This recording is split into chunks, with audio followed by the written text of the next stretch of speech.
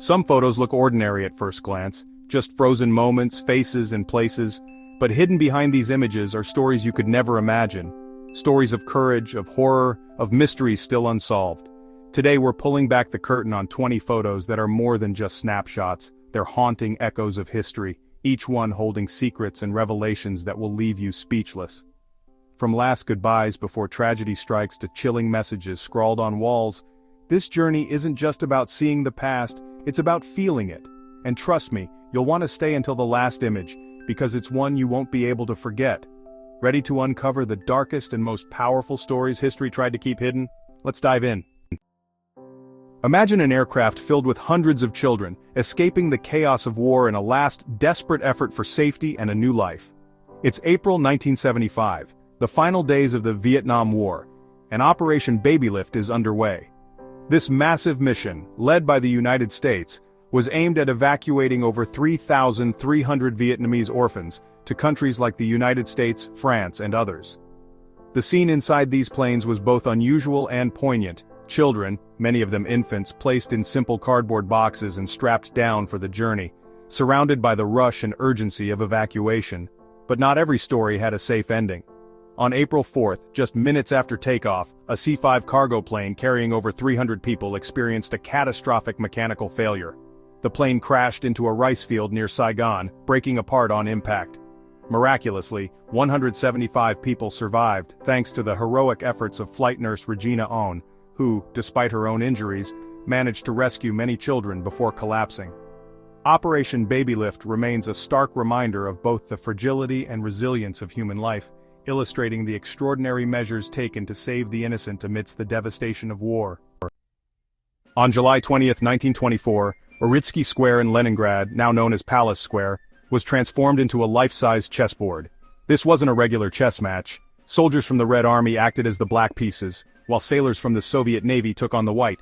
Thousands of spectators gathered, paying 10 kopecks to stand and 50 for seats, all eager to witness this grand spectacle.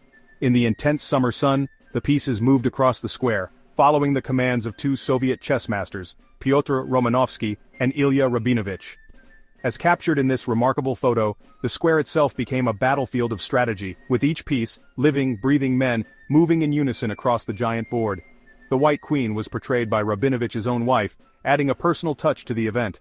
For over 5 hours the game continued, the bayonets of the Red Army's pawns flashing in the sunlight. In the end, the match concluded in a draw, but the players' lives would take a dark turn. 18 years later, during the Siege of Leningrad, Romanovsky and Rabinovich would suffer tragic fates, both ultimately claimed by the brutal blockade. During the turbulent years of the American Civil War, countless lives were upended, but for one woman, it was a chance at freedom. Lucy Higgs Nichols was born into slavery in Tennessee, her life defined by hardship and servitude. Yet, in the midst of war, she saw an opportunity. Managing to escape her captors, she found her way to the 23rd Indiana Infantry Regiment, encamped nearby. Rather than simply taking refuge, Lucy stayed with the regiment, becoming a nurse and caring for soldiers through the brutalities of battle. When the war ended, Lucy journeyed north with the veterans of the 23rd. She settled in Indiana, working alongside some of the very men she had once nursed on the battlefield. Despite her years of service, when Congress passed the Army Nurses Pension Act in 1892, Lucy's application was denied. The War Department had no record of her contributions, but the men she had tended to did not forget. 55 veterans of the 23rd signed a petition, demanding that Congress recognize her service. In a rare act of solidarity, her pension was finally granted, a small recognition for her invaluable support. This photo captures Lucy Higgs Nichols, standing among those same veterans during a reunion in 1898, a former slave, now honored as one of their own. May 24, 1987. San Francisco's Golden Gate Bridge, one of the most iconic structures in the world, is set to celebrate its 50th anniversary. The planners expected around 80,000 people to attend, a manageable crowd for the bridge that had weathered decades of traffic and storms. But by early morning, it became clear that something extraordinary was happening. People poured into the city in droves, far surpassing expectations. By noon, the crowd had swollen to an overwhelming 800,000, 10 times the expected number. As the crowds moved onto the bridge, a curious and unsettling phenomenon began to unfold. The roadbed, typically arched high above the bay, started to flatten under the sheer weight of hundreds of thousands of people. Witnesses described the bridge as swaying and creaking, like a fragile wooden plank suspended over a great chasm. Some people, feeling seasick from the gentle undulation, reportedly vomited on their own shoes. In an attempt to relieve some of the weight, attendees even tossed bicycles and strollers over the side. Captured in this image, the bridge appears almost submerged in a sea of people, a visual testament to the overwhelming turnout and the astonishing flexibility of this monumental structure. It's 1908, and a crowd of 20,000 is gathered along the banks of the Charles River in Boston. Among them are the mayors of both Boston and Cambridge, all eyes locked on a single figure standing at the edge of the Harvard Bridge. That figure is Harry Houdini, the world-famous escape artist, clad in a fitted swimsuit, his hands shackled behind his back, and heavy chains looped around his neck. A Boston patrolman secures the final lock, and tension builds as Houdini calmly surveys the chilly waters below. There's no room for error. Houdini himself admits to a Boston Globe reporter, "There is always the possibility that I will be unable to free myself. One never knows what can happen with a lock." At the signal from a nearby towboat, he plunges into the water, disappearing beneath the surface. Seconds pass, stretching into what feels like an eternity. The crowd holds its breath, the river's surface undisturbed. And then, after 40 excruciating seconds, Houdini re-emerges, shackles in hand, triumphant. This photo captures him moments before the plunge, a fearless showman on the brink of yet another impossible feat. In the early morning hours of July 30th, 1916, a series of explosions rocked the New York harbor. The United States was still neutral in World War I, but tensions were rising as American companies supplied the Allies with weapons and munitions. German saboteurs hoping to disrupt these efforts had set fires to munitions stored on Black Tom Island, just off the coast of Jersey City. Around 2:08 a.m., the first and largest blast erupted, shaking the ground with a force equivalent to a 5.5 magnitude earthquake. The shockwaves shattered windows as far away as Times Square, and the explosion was felt as far as Philadelphia. Fragments and debris were sent flying, with pieces landing on the nearby Statue of Liberty, damaging its iconic torch. This act of sabotage, known as the Black Tom explosion, caused over $20 million in damages and claimed several lives. But it also left a lasting mark on Lady Liberty. As a result of the damage, the torch was permanently closed to the public, sealing off one of the most unique vantage points in the city. This rare photo captures the view from the torch, a perspective lost to history where only a few ever stood to gaze out over the harbor. The year is 1948. In a facility for children in Warsaw, a young girl named Tereska stands before a chalkboard. Asked to draw a picture of home, she picks up a piece of chalk. But what emerges on the board is far from an ordinary drawing. Her lines are chaotic, tangled, an expression of something words cannot easily capture. Tereska is no ordinary child. She spent her earliest years in a concentration camp, surrounded by unimaginable horrors. Though the war has ended, its shadows linger over her. The trauma etched into her young mind is visible, not just in her drawing but in her eyes, which seem to hold memories that no child should bear. This photo, taken by David Seymour, captures Tereska as she finishes her drawing. Her chaotic lines reveal more than a story of war. They offer a glimpse into a damaged psyche, a childhood twisted by trauma. It's not a typical drawing of home, but rather a reflection of a world shattered beyond repair. August 15, 1998. It's a sunny day in Omagh, Northern Ireland. The streets are bustling, filled with families and friends enjoying the weekend unaware of the danger lurking nearby. Among them, a father lifts his young daughter onto his shoulders, capturing a happy moment in the heart of the town. The scene feels calm and ordinary, just another day in a small, peaceful town. But nearby, hidden in a red car parked along the busy street, a bomb has been planted by the real IRA, a splinter group opposed to the peace process in Northern Ireland. This bomb is powerful, lethal, and ticking down to detonation. Unbeknownst to those around it, the clock is running out. Moments later, the explosion tears through the street, claiming the lives of 29 people, including children and a pregnant woman. The photographer who captured this image did not survive. Miraculously, both the father and daughter pictured here would make it through the blast.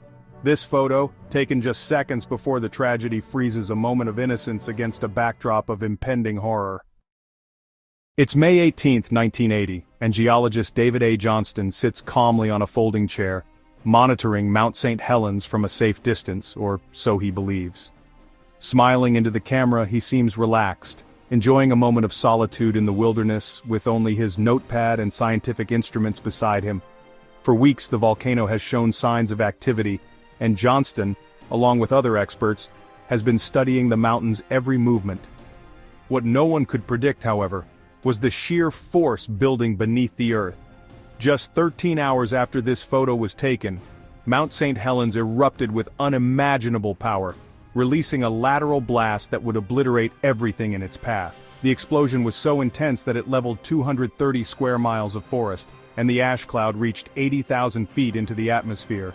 David Johnston was one of the 57 people killed in the eruption that day. His last words over the radio were, "Vancouver, Vancouver, this is it." Captured in this photo, he remains a haunting symbol of humanity's fragile understanding of nature's power. October 13, 1972. A plane carrying a rugby team and their friends and family crashes high in the Andes Mountains. What follows is a story of unimaginable endurance. Stranded in one of the harshest and most remote landscapes on Earth, the survivors face freezing temperatures, thin air, and dwindling supplies. Rescue efforts are called off after just 8 days, leaving them isolated, with only their own resilience to rely on. Days turn into weeks, and as the conditions worsen, so does the situation. Against all odds, they find ways to survive, forming bonds and holding on to the hope of rescue. This photograph captures a moment during their ordeal. Despite their dire circumstances, the men in the photo are smiling, showing a strength and determination that defies their surroundings. After 72 days in the mountains, they are finally rescued, their story becoming one of the most extraordinary tales of human survival ever recorded. This image, with remnants of the wreckage in the background, serves as a testament to their courage and the lengths they went to endure the unimaginable. In 1978, during a political event, First Lady Rosalynn Carter shakes hands with a seemingly ordinary man named John Wayne Gacy. At the time, Gacy was active in local politics, even holding a role that allowed him access to high-profile events. That day, he wore a small S pin on his lapel, indicating that he had been cleared by the Secret Service. What no one knew, however, was that Gacy led a double life. By the time this photo was taken, he had already committed a series of horrific crimes, all of which were still unknown to authorities. Gacy would go on to be identified as one of the most infamous figures in American criminal history, responsible for the deaths of numerous young men and boys. This image, bearing the First Lady's signature and well wishes, captures a chilling moment of innocence and ignorance, a time before Gacy's true identity was exposed to the world. In 1961, Michael Rockefeller, the 23-year-old son of New York Governor Nelson Rockefeller, embarked on an expedition to the remote regions of New Guinea. Fascinated by the art and culture of the indigenous tribes, Michael was on a mission to collect artifacts and document a way of life far removed from his own. This photograph captures him among members of a local tribe, an image that feels almost surreal given what would happen next. Shortly after, during his journey along the rivers and dense jungles of New Guinea, his boat capsized. Determined to reach the shore, Michael set out to swim, leaving behind his supplies and companions. But he never made it. Despite extensive searches, no trace of Michael was ever found. His disappearance remains one of the great unsolved mysteries of the 20th century, with countless theories surrounding his fate. This haunting image stands as the last known photo of Michael Rockefeller, a reminder of his adventurous spirit and the unknown dangers that lay hidden in uncharted lands. Several years later, photos of the tribe with a white man have been published, and some believe that this might be Michael. What do you think about? Do you think that this mystery may be unrevealed someday? December 10, 1945. In a quiet Chicago apartment, police officers stumble upon a scene that would haunt them for years to come. Scrawled in lipstick across the wall, a message reads, "For heaven's sake, catch me before I kill more. I cannot control myself." This chilling note was left by a figure who would soon be known as the Lipstick Killer. The message was discovered after the tragic death of Frances Brown, whose life had been taken in her own home. Over the following months, fear gripped the city as the Lipstick Killer struck again, eluding capture while leaving behind a growing sense of dread. 6 months later, police would finally apprehend William Hirons, bringing an end to his disturbing spree. The haunting message he left behind became a lasting symbol of the desperation and darkness that had overtaken him. This image of his scrawled words serves as a stark reminder of one of Chicago's most unsettling chapters. September 1916. In the thick of the Battle of Flers-Courcelette, a soldier sits in a muddy trench, his gaze vacant, his expression twisted into an eerie smile. This image captures what was then known simply as shell shock, a term used to describe the psychological toll of relentless warfare long before we had words like PTSD to define it. This young man, like countless others, had endured the unthinkable, the deafening blasts, the endless days in the trenches, the sight of comrades lost. The constant exposure to violence and chaos left scars that were invisible but profound. In an era that didn't yet understand the effects of mental trauma, these soldiers were often left to cope alone, their suffering dismissed as weakness or hysteria. This haunting photo reminds us of the psychological cost of war, a glimpse into a time when those who survived the battlefield faced an equally fierce battle within. In the late 19th century, America's western frontier was marked by vast herds of buffalo, animals central to the lives of indigenous peoples and the ecosystems of the plains. But by the 1890s, the landscape had changed drastically. This photograph, taken in 1892 in Michigan, shows an enormous pile of buffalo skulls, once living creatures, reduced to remnants of bone. Before European settlers arrived, around 30 million buffalo roamed North America. By 1900, that number had plummeted to fewer than 325. This decline was no accident.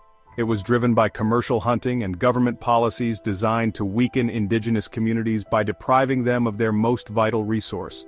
Buffalo bones, like the ones seen here, were often ground down for industrial uses such as fertilizer and even bone china.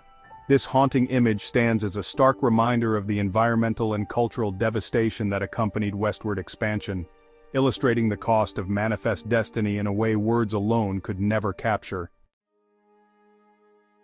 In this photograph, the Apollo 1 crew, Roger Chaffee, Virgil Grissom, and Ed White, posed together, hands clasped as if in prayer over a model of their command module. Taken as a light-hearted joke, this image would later take on a much darker significance. The three astronauts had been concerned about the flammable materials in their spacecraft, and even brought these issues to NASA management, hoping for safety adjustments. Shortly after taking this photograph, they gave it as a gift to Joseph Shea, manager of the Apollo spacecraft program, along with a message: "It isn't that we don't trust you, Joe, but this time we've decided to go over your head." It was meant as a humorous reminder of their concerns. Tragically, on January 27, 1967, during a routine test on the launch pad, a fire broke out inside the command module. The three men were unable to escape and lost their lives, forever marking this photo as a poignant reminder of the risks faced by the pioneers of space exploration. In 1945, after the end of World War II, German prisoners of war held in American camps were shown footage documenting the atrocities committed in Nazi concentration camps. This powerful image captures the raw, emotional reaction of some of these men as they watched scenes of suffering and devastation that many may not have fully comprehended before. The purpose of showing this footage was to confront these prisoners with the grim reality of what had happened under the Nazi regime. Some cover their faces in apparent shame or disbelief, while others look on with somber expressions. This moment stands as a reminder of the impact that visual evidence of human suffering can have, even on those who may have served under the same regime. This image offers a rare glimpse into the emotional aftermath of the war, illustrating the profound effect that witnessing such stark evidence of humanity's darkest moments can have on anyone, regardless of their background.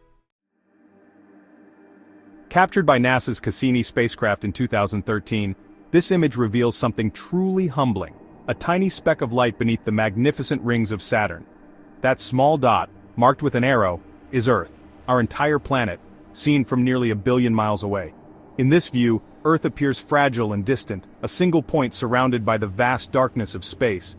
Taken from the orbit of Saturn, this image serves as a reminder of both the scale of the universe and the unity of all life on our planet, contained within that one small dot. Cassini's mission lasted over 13 years, giving us invaluable insights into Saturn and its moons. But images like this one go beyond scientific data. They change our perspective. Seeing Earth from this vantage point reminds us of our shared home and our place in the cosmos, a powerful reminder of how precious and unique our planet truly is.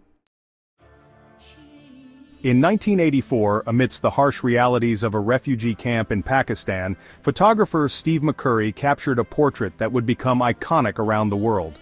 Known simply as the Afghan Girl, Sharbat Gula's piercing green eyes spoke of resilience, hardship, and an untold story of a life disrupted by conflict. Published on the cover of National Geographic in 1985, this image came to symbolize the plight of millions of refugees and the impact of the Soviet-Afghan War. Her gaze, filled with intensity and emotion, captivated audiences globally, reminding them of the human faces behind distant conflicts. Years later, in 2002, McCurry returned to find Sharbat Gula, now an adult, living under the same difficult circumstances. Her story remains a poignant reminder of the struggles endured by refugees and the strength found in adversity. This photograph endures as a powerful emblem of resilience in the face of hardship. On April 11, 1912, Father Frank Brown captured this historic image of the RMS Titanic as it departed Queenstown, now Cove, Ireland, on its journey across the Atlantic. Taken at 1:55 p.m., this would be the last photograph of the Titanic taken before the ship vanished beneath the icy waters just 4 days later. The Titanic, constructed in Belfast by Harland and Wolff, was a marvel of modern engineering, a symbol of ambition and luxury, bound for New York on its maiden voyage. But on April 15th, tragedy struck. After colliding with an iceberg off the coast of Newfoundland, the unsinkable ship met a tragic end, taking with it 1,522 passengers and crew. This photograph serves as a haunting reminder of that final journey, capturing a moment of calm before disaster. It symbolizes both the promise and the peril of human innovation, immortalizing a vessel that remains etched in history for its legacy and loss. As we look back at these images, it's clear that history isn't just a series of dates and events. It's made of human moments, moments of triumph, tragedy, and mystery that linger long after the pictures fade. If you found these stories as captivating as I did, don't forget to subscribe and join me for more journeys into the shadows of history. Let me know in the comments. Which image struck you the most? Which story left you wanting to know more? Thank you for watching and for keeping these moments alive with me. Until next time, remember, sometimes the past has a way of looking back at us.